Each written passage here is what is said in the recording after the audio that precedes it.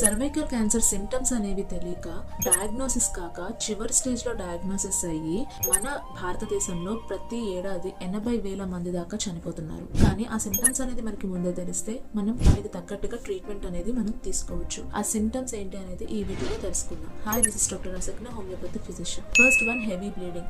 Menses టైంలో బాగా హెవీగా బ్లీడింగ్ అవ్వడం, లేదా ఇంటర్ మెన్స్ట్రువల్ బ్లీడింగ్ అంటాం, అంటే 2 పీరియడ్స్ మధ్యలో బ్లీడింగ్ ఎక్కువగా అవ్వడం, లేదా హస్బెండ్ అండ్ వైఫ్ కలిసిన తర్వాత బ్లీడింగ్ అవ్వడం, మెనోపాస్ వచ్చి మెన్సెస్ ఆగిపోయి కొన్నాళ్ళైన తర్వాత మళ్ళీ బ్లీడింగ్ అనేది స్టార్ట్ అవ్వడం. సో ఇలాంటి కేసెస్ లో సర్వైకల్ క్యాన్సర్ ఉండే ఛాన్స్ ఉంటుంది. నెంబర్ 2 ఏంటంటే పెల్విక్ పెయిన్, విపరీతమైన పొత్తి కడుపులో నొప్పి.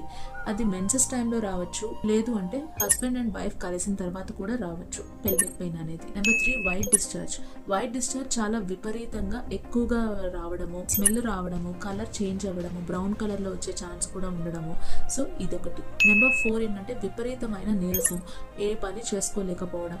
నెంబర్ 5 ఏంటి అంటే ఇది కాళ్ళల్లో వాపులు రావడం. పెల్విక్ ఏరియాలో లింఫ్ నోడ్స్ అంటాం. లింఫ్ నోడ్స్ పెరిగినప్పుడు ఏమవుతుందంటే అక్కడ ఉన్న లింఫాటిక్ డ్రైనేజ్ అనేది పైకి డ్రైన్ అవ్వకుండా కిందకి అయినప్పుడు మనకి కాళ్ళలో వాపులు అనేది కనిపిస్తాయి. ఇది కూడా వన్ ఆఫ్ ద సింటమ్స్ గా మనం కన్సిడర్ చేయాలి. మీరు గుర్తుపెట్టుకోవాల్సింది ఏంటంటే ఈ సింటమ్స్ అన్ని ఉంటే మాకు క్యాన్సర్ ఉన్నట్టేనా అని భయపడద్దు. ఈ సింటమ్స్ ఉంటే వేరే ఇష్యూస్ వల్ల కూడా ఈ సింటమ్స్ ఉంటాయి, కానీ క్యాన్సర్ ఉన్న వాళ్ళకు కూడా ఈ సింటమ్స్ ఉంటాయి. సో మనకి కనుక ఈ సింటమ్స్ ఉంటే ఒకసారి టెస్ట్ చేసుకుంటే తప్పు కాదు కదా. ఆ కోణంలో ఆలోచించండి. ఇలాంటి సింటమ్స్ కనుక మీకు గమనిస్తే ఒక్కసారి వెళ్ళి టెస్ట్ చేయించుకోవాలి అనేది గుర్తుపెట్టుకోండి. అలానే ఈ వీడియో ప్రతి ఉమెన్ కి షేర్ చేయండి. Thank you.